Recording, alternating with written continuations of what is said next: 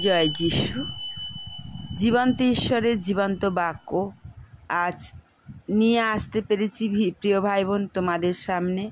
কেবল পিতা পুত্র পবিত্র আত্মার দয়া করুণা এবং সাহায্যের তার জন্য পিতা পুত্র পবিত্র আত্মাকে ধন্যবাদ দিয়ে প্রশংসা করি এবং গৌরব করি। তোমাদেরকে আমার প্রাণ ভরা হৃদয় ভরা আন্তরিক দিয়ে ভালোবাসা অভিনন্দন জানাই আজ তার সঙ্গে জানাই জয় যিশু। আজ আমি জীবন্ত ঈশ্বরের বাক্য অমৃত বাক্য তোমাদের শোনাব।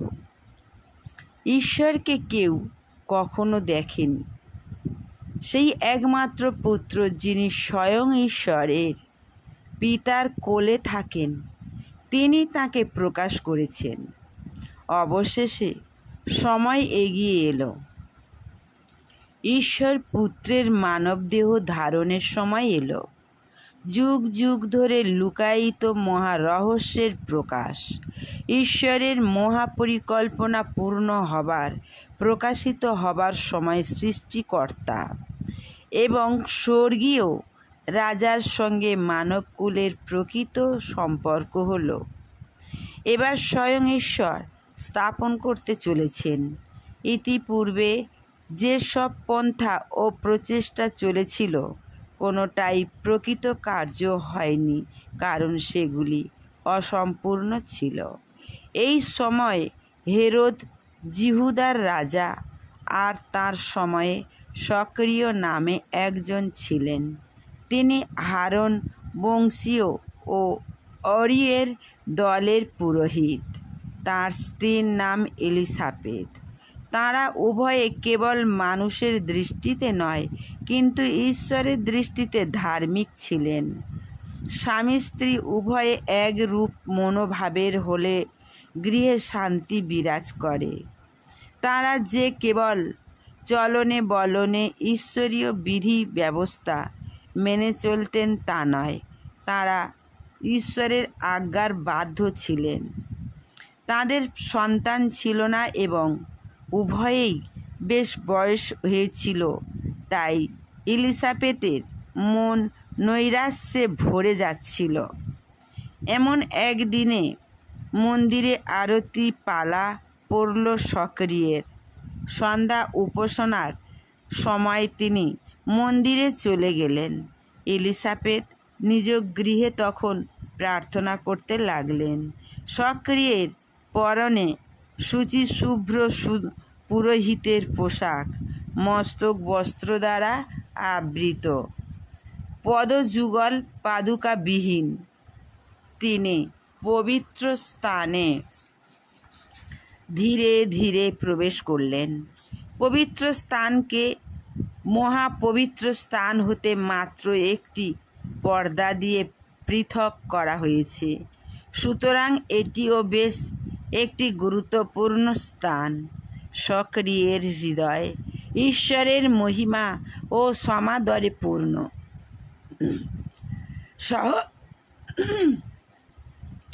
সহকর্মীরা বেদিতে কয়লা রেখে চলে গেছেন। এই গম্ভীর মুহূর্তে সক্রিয় একা, চিরপ্রদীপ্ত প্রদীপের স্নিগ্ধ আলো ও ধূপ বেদির জ্বলন্ত অগ্নিশিখার মাঝে সক্রিয় একা। তিনি ধূপ নিয়ে এগিয়ে গেলেন ধূপ বেদিতে ধূপ উৎসর্গ করতে। এই সময় লোকেরা বাইরে প্রার্থনা করছিল। প্রকৃত ইসরায়েলরা প্রার্থনাশীল ছিল। প্রার্থনায় তারা ঈশ্বরের সম্মান ও সমাদর করত আর ঈশ্বরের সঙ্গে আত্মিক যোগ রক্ষা করত। সমস্ত ঘরটা ইসরায়েলের প্রার্থনায় প্রতীক সুগন্ধময় ঘন ধূমে ভরা। সক্রিয় প্রার্থনার রত। এমন সময় এক অদ্ভুত পুরুষ, এক স্বর্গদূত বেদির ডান দিকে দাঁড়িয়ে তাকে দেখা দিলেন। সক্রিয় তাকে দেখে ভয়ে বিহ্বল হয়ে পড়লেন। দূত বললেন, সক্রিয়, ভয় করো না, তোমার প্রার্থনা ঈশ্বর গ্রাহ্য করেছেন। তোমার স্ত্রী তোমার জন্য একটি পুত্র প্রসব করবেন। প্রার্থনা শোনা হয়েছে জানতে পারলেই কত আনন্দ হয়। আরও দ্বিগুণ আনন্দ হয় যখন সেই প্রার্থনার উত্তর আসে। সন্তান হবে বৃদ্ধ বয়সে, তুমি ও তোমার স্ত্রী তো আনন্দে ভরে যাবে। তাছাড়া অনেকে, তোমার আত্মীয় স্বজন সবাই খুশি হবে। দূত বলতে থাকলেন, সেই ঈশ্বরের দৃষ্টিতে মহান হবে, সে কখনো ও দ্রাক্ষারস বা কোনো মাদক দ্রব্য পান করবে না। মাতৃগর্ভ হতে পবিত্র আত্মায় পূর্ণ হবে। ইসরায়েল সন্তানদের অনেককে ঈশ্বরের দিকে ফেরাবে। এলিয়ের আত্মায় ও শক্তিতে প্রভুর সামনে চলাফেরা করবে। পিতার হৃদয় সন্তানদের প্রতি ফেরাবে। ধার্মিকদের বিজ্ঞতার পক্ষে, অবাধ্যতাদের ঈশ্বরের পথে নিয়ে আসবে। এইভাবে ঈশ্বরের জন্য এক প্রজামণ্ডলী প্রস্তুত করবে। সক্রিয়ের মনে সন্দেহ জাগল।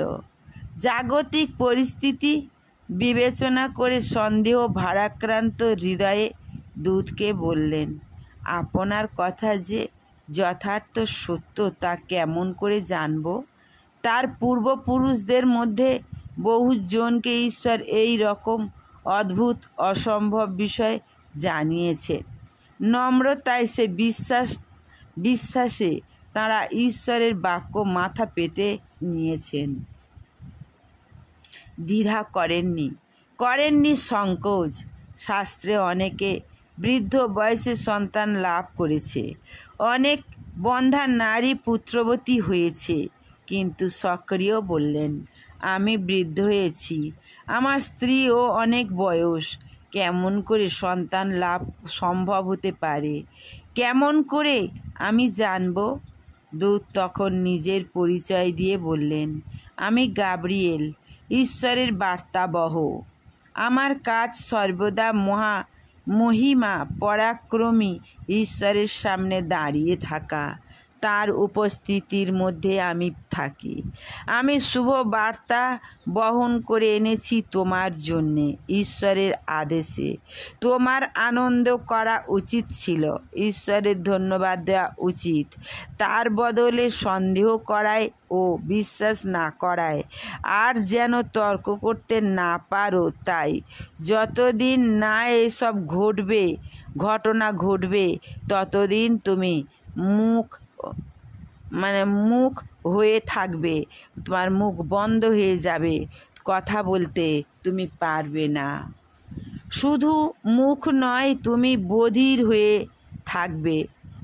যা এর পরে দেখা যায় যে তিনি সত্যি মুখ হয়ে গেলেন, সে বধিরও হলেন। তিনি বধির হওয়ার আত্মীয়রা ইঙ্গিতে তার সঙ্গে কথা বলতো।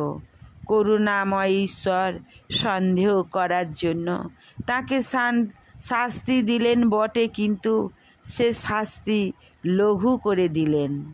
আমাদের অন্যায় অবিশ্বাস দেখলে তিনি মৃদু আঘাত করেন। তার প্রেমের আসন কখনো অসহনীয় হয় না। এদিকে বাইরে লোকেরা অপেক্ষা করতে করতে ক্লান্ত। সক্রিয় পবিত্র স্থানে বিলম্ব করাতে তারা আশ্চর্য বোধ করছিল। তিনি এসে প্রভুর নামে আশীর্বচন দেবেন, তবেই তারা স্ব গৃহে ফিরে যাবে। আশীষ বচন ছাড়া তারা যেতে পারে না। তাই অপেক্ষা করছিল আর ভাবছিল এত দেরি হওয়ার কারণ কি। বাইরে এলেন সক্রিয়। বাকহীন বোবা, কেমন করে আশীষ বচন উচ্চারণ করবেন? পবিত্র স্থানে তিনি দর্শন পেয়েছেন, ইশারায় তাদের বুঝিয়ে দিলেন। ঈশ্বরের বাক্য কার্যসাধীন না করে বৃথা ফিরে আসে না। তার সেবা কাজের পালা শেষ হলে তিনি নিজের বাড়িতে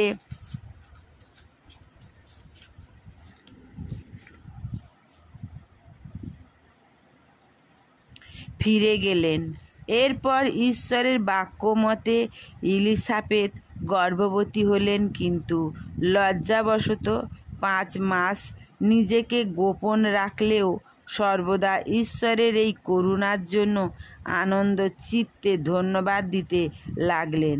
সন্তানহীনতার লজ্জা মোচন হওয়ায় তিনি কৃতজ্ঞ। নাসরত একটি গ্রাম, গালিলের পাহাড়ের বুকে, বাণিজ্য প্রধান স্থান, কর্মমুখর পথঘাট। এই গ্রামের পাশে একটি সূত্রধরের দোকান। করাত দিয়ে কাঠ ফাঁড়ে আর রাদা চালায় সূত্রধর এক মনে।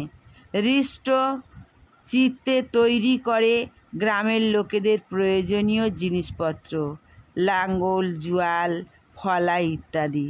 মানুষটি কঠিন পরিশ্রম করে, ক্লান্তি নেই একটুও, তবু সদাই যেন কিসের চিন্তায় বিভোর। সুন্দর মুখখানিতে থেকে থেকে হাসির ঝিলিক। স্বপ্ন দেখে বুঝি? হ্যাঁ, স্বপ্নই দেখে। একটি সুন্দর শান্ত পরিবারের স্বপ্ন। একটি কুমারীকে ঘিরে এই স্বপ্ন, তার বাগদত্তা পত্নী। গ্রামের প্রান্তেই থাকে হান্নার মেয়ে মেরি, মরিয়ম। যদিও গরিব চাষার কন্যা, তথাপি তার দেহে রাজা দাউদের রক্ত বইছে। তবে আজ সে গরিব, তাই স্বহস্তে রান্না করে, পিতামাতাকে সাহায্য করে, অবসর সময়ে চরকা কাটে। আবার গাঁয়ের মেয়েদের সঙ্গে সে জলও আনতে যায় শহরে কূপটি হতে। নতমুখী সুন্দরী মেয়েটির আচরণে পার্থক্য আছে, অন্য মেয়েদের নয়। অন্য মেয়েরা চলেছে যেন উচ্চলিতা ঝর্ণা, কথার কাকলি। এ মেয়েটি শান্ত, স্বল্প বাক, লজ্জাশীলা, অপূর্ব সুন্দরী। রূপের স্নিগ্ধতায় ফুটে উঠেছে আন্তরিক নির্মলতা। চলনে সে রূপ মাধুরী ছড়িয়ে দেয় এক অপূর্ব গরিমা। মনকে নিম্ন দিকে নয়, কিন্তু ঊর্ধ্বপানে আকর্ষণ করে। এই মেয়েটিকে ইহুদি সূত্রধর জোসেফ ভালোবাসে। মেয়েটি চলে যাওয়ার পথে তাকিয়ে থাকে। এই নিম্ন ভঙ্গিমাটুকু, এই ধীরে ধীরে পা ফেলে চলা তার ভালো লাগে। তাই জোসেফ যখন তখন স্বপ্ন দেখে আর আপন পথে হাসতে থাকে। সে হাসি তাই ছড়িয়ে থাকে তার সারা মুখখানিতে। জোসেফ স্বপ্ন দেখে বধূরূপে কবে এ মেয়েটি এসে তার ঘরকন্না সাজাবে, ঘুরে ঘুরে বেড়াবে তার আশেপাশে। জোসেফের সঙ্গে মরিয়মের বিয়ের কথা পাকা হয়ে গেছে। উভয়েই দাউদ রাজার বংশকুলোদ্ভব। পিতা মাতার অমত নেই। তাঁরা সানন্দে উভয়েই হাতে হাত মিলিয়ে দিয়েছেন। মরিয়ম ও জোসেফ পরস্পরের কাছে বাগদান করেছেন। সমগ্র নাসারত জেনেছে। গালিলের এই প্রদেশে, এমনকি সারা প্যালেস্টাইনে, বাগদান প্রায় বিবাহের সমতুল্য। যে কন্যা একবার পুরুষের বাগদত্তা পত্নী রূপে গণ্য হয়েছে, এ বন্ধন তার ছিন্ন করা মোটেই সহজ নয়। জোসেফ ধর্মভীরু, মরিয়ম ও নির্মল চিত্তা, আত্মিক কামনা, ঈশ্বরের ইচ্ছা সাধনার্থে মনোনীতা। তাদের নিভৃত কথোপকথনের মধ্যে ধর্ম প্রসঙ্গেই বেশি হয়। বিবাহ জীবনের এক দুরূহ শৃঙ্গে আরোহণ। সেই জন্য বিবাহের পূর্বে প্রতি বর ও কন্যার ধর্মে দৃঢ় হওয়া সবচেয়ে প্রয়োজন। সেই সময় মসীহ ত্রাণকর্তার আগমন সম্বন্ধে ইহুদিদের মন উদ্বিগ্ন ছিল, হৃদয় ছিল ভরা। এরা দুইজনেও ঘরকন্নার আলোচনার মধ্যে মসিহের আগমন নিয়েও আলোচনা করতেন। যোসেফের শাস্ত্রে দখল ছিল, তিনি শাস্ত্রে লিখিত প্রতিজ্ঞাগুলির বিষয় বলতে থাকতেন। মরিয়ম শুনতেন। মুগ্ধ মরিয়ম অবাক হয়ে যোসেফের দিকে তাকিয়ে থাকতেন। ঘরে ফিরে নত জানু হয়ে পরম পিতার ধন্যবাদ দিতেন তার মনের মানুষটির জন্য, আর নিজেকে বারবার ঈশ্বরের হাতে সঁপে দিতেন। যোসেফ যখন মরিয়মকে বিবাহের জন্য প্রায় প্রস্তুত, অর্থ সংগ্রহ, ঘর সাজান প্রায় শেষ, এমন একদিনে সন্ধ্যায় আবছা আধারে প্রার্থনা ছিল, মরিয়মের সর্বাঙ্গ কেঁপে উঠল। এক অজানা আবেশের কমল তনুটি দুলতে থাকল, আর তিনি শুনলেন এক প্রীতি সম্ভাষণ। মরিয়ম মহানুগ্রহে পূর্ণা। বিস্ময় সম্ভবে তাকিয়ে দেখলেন তিনি এক দেবদূত, গাব্রিয়েল। সাগরের জল কল্লোলের ন্যায় গভীর তার আওয়াজ, অথচ মিষ্টি সে কণ্ঠস্বর। উজ্জ্বল জ্যোতির্ময় মূর্তি বলতে লাগলেন, ঈশ্বর তোমার সহবর্তী, তুমি নারী গুণের মধ্যে ধন্যা। হাত দুটি জোর করে বুকের উপর চেপে ধরলেন মরিয়ম। সারা অঙ্গ থরথর করে কাঁপছে, কিছুই বুঝতে পারছেন না। দেব পুরুষ দেখলেন, একটু সরে এসে বললেন, ভয় করো না, ঈশ্বর তোমার মহা অনুগ্রহ করেছেন। এবার মরিয়ম মাথাটি নোয়ালেন, তিনি ঈশ্বরের অনুগ্রহ পেয়েছেন। ভয় দূর করে সেই গুরু গম্ভীর অন্তরস্পর্শী বাণী শুনতে চেষ্টা করলেন। কাঁপুনি থামেনি, তাই চোখ দুটি বন্ধ করে শুনতে লাগলেন অদ্ভুত বাণী। তুমি গর্ভবতী হবে, তোমার পুত্র সন্তান হবে, আর তার নাম যিশু রাখবে। তিনি মহান হবেন, তাকে বলা হবে সর্বশক্তিমান পরৎপরের সন্তান। দাউদের সিংহাসন তাকে দেয়া হবে, তিনি রাজত্ব করবেন। তার রাজ্যের শেষ হবে না। মুহূর্তের তরে মরিয়ম মাথা তুলে তাকালেন। যিশু আমার সন্তান, আমি তাকে মানুষ করব। মরিয়মের আনন্দ হতে লাগলো। আমার সন্তান যিশু দাউদের সিংহাসনে বসবেন, তার রাজ্যের শেষ হবে না। যুবতী নারী বিহ্বলা হঠাৎ যেন সমস্ত স্বপ্ন ভেঙে গেল, বাস্তবে ফিরে এলেন। বিহ্বল কণ্ঠে স্বর্গদূতকে বললেন, কি করে তা সম্ভব হবে?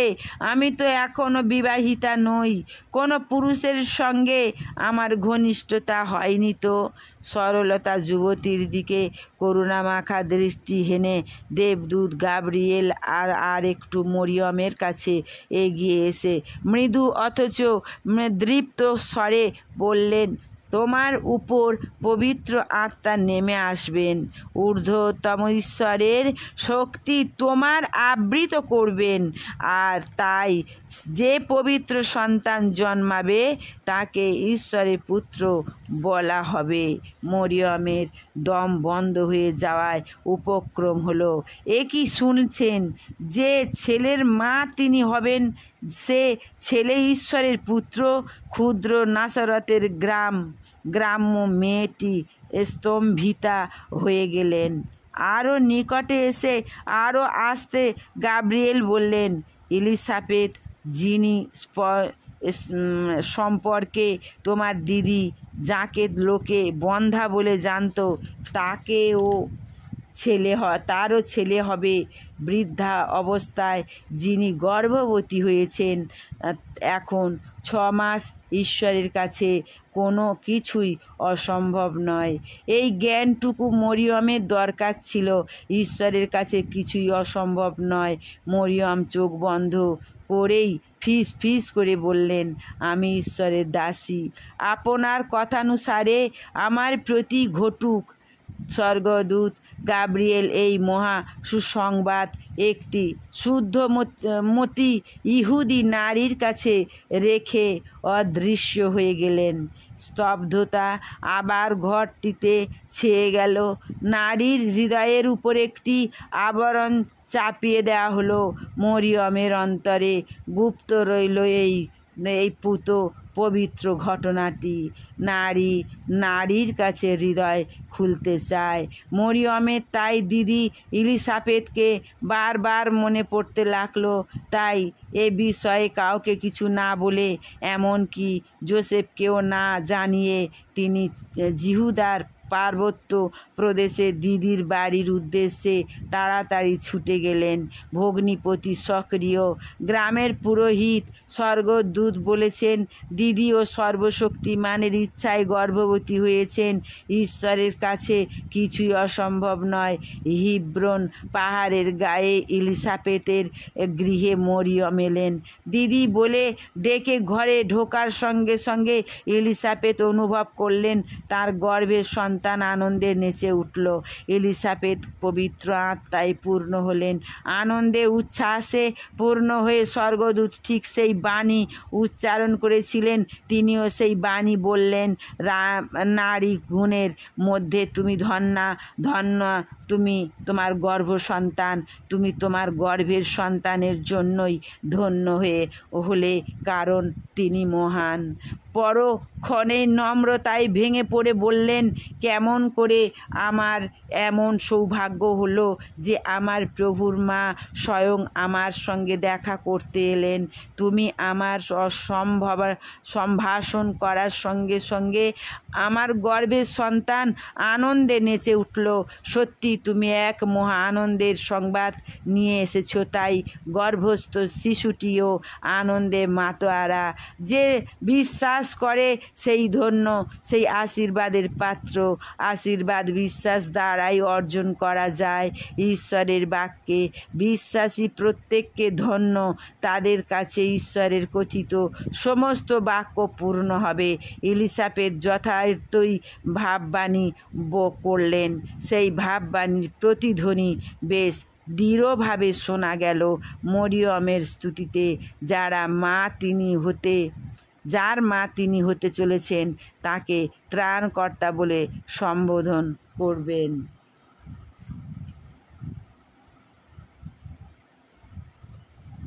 তাই বলছে, আমার প্রাণ আমার প্রভুর গুণগান করে, আমার আত্মা আমার ত্রাণকর্তায় আনন্দিত। তিনি দেখেছেন তার দাসীর অবনত অবস্থায়, দেখেছেন তার নম্রতা, তাই তাকে সর্বযুগের কাছে করেছেন উন্নত। সকলে আমাকে বলবে ধন্য। যিনি সর্বশক্তিমান পবিত্রময়, তিনি করেছেন এই মহৎ কাজ। যারা তাকে করে ভয়, তারা বংশানুক্রমে দয়া পায়। তিনি তার হস্ত দ্বারা করেছেন পরাক্রম কাজ, অহংকারীদের করেছেন তিনি লজ্জিত। প্রিয় ভাই বোন, আমি আজ এই পর্যন্ত বাক্য বলছি। আবার আমার সঙ্গে থেকো, পরের পয়েন্টে আবার তোমরা এসো, আবার শোনাবো এর পরের পয়েন্টটা। তোমরা সাবস্ক্রাইবার করে দিও, তারপরে তোমাদের কাছে বাক্য যাবে। এর পরের পয়েন্টগুলো আমি আবার বলছি। জয় যিশু, জয় যিশু। ভালোবাসা নিও এবং ভালোবাসা দিও।